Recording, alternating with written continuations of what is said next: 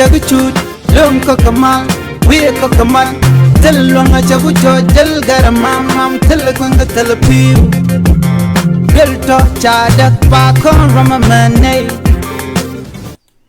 Bia Kamal ka Noor Online TV ke jen gwasme baro palping ka raja dana bana kwen mi jiram jidit bi goro jen bi subscribe ke bi jen nyak ba kaneti ko kien ko bilare ke tok nentnas ke raja banu ngo tongnat bi chwalinge gwa raja balinga jen gwasme sha bishop ke kwelwa kos yen kanene ke tishop ko jendar de baro ko shikari amre lwa kos enwini jen ler dana balinga jen gwasme Sha pastor ki bishop yen kanane ka bishop ko jandar baro rewi ka jongle state shukum bishop makwash archdiocese mi pare lwakos kanane ka chikane yen chikane bishop jandar baro chikane yen ka jakel kane to kane to kono palare lwakos enwini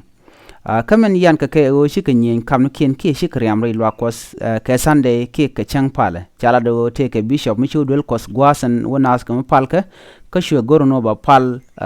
nyon ki ba pal re lwa kosamo chwa chu peno dera pal kwer lwa kos dan re lwa kos raja mo choro de lat ke me sha peno dera pare lwa kosamo jen shwe kor shu to ki chural mo chu chu to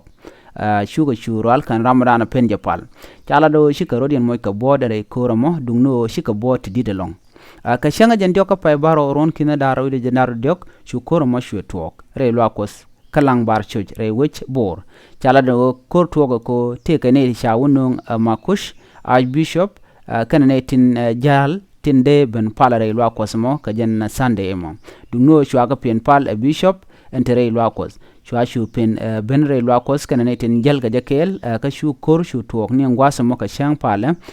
shu rega mo choro de chulat chu kume chu ben ka shwene to shu ka shu kap amene point ramdan la bishop ki ramdan la kwer chu kap ka kel ko en nanu palgre lwa ko chi chongo de ka nyin ka jan ko se kelam pal kana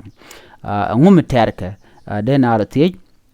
nishan kor kon la tergare lwa ko ene kon la pastori ki ene kon tin bos ka jilwa ko la mala terga nyin kwari ko kan kwalwa ko tin o te ka yodo ba je kan ene kon palre lwa ko agenda la mala terka ko shina dero al mupal na tele yoti je ka tin lo lat kan dung roi kos ka dom gwana jen tele made korde jeno duno ne to wan nyen nas ka kwiko gorjeno ngam de do dere je jek re lo ko songwa samo changwai nas ka kwingi kamana ngi na ka je riunen to wanen konten la bos re lo kos la ter ka kor ka kwiyone ko gorano jiram dana bite kunyudid ajen mi terka kuhar ka je re kusne na me kel mi chiro de la re wujin winen wo chane to chaga yen shume ni kuharen ne jendare baro ka kuharen chaga yen kane tone antem kwala kujo adobe nen gakken ka jamo dungno man chala da lung o chala do shiram kel ka ken bishop ki kwar sheben kane ka tede ben pare lwakos de ka ben long ka jen sunday duno chwaga chu pen ben rejamo dong te ka mi chiro de la no won re roani tin te kam ken dong shimu wa lung je ka jen shanga mo dungno shikor che tuogan shanga mo shikaro dien doje long ko ken shika te ka bot te chiken ka jek paini ken jen mi chukume che chuben ka kebe ken dial no mo je dana de yen linga jan gwasme gore jin mi jiram jidit ki jen channel me bi gore jin be ñane de ko ken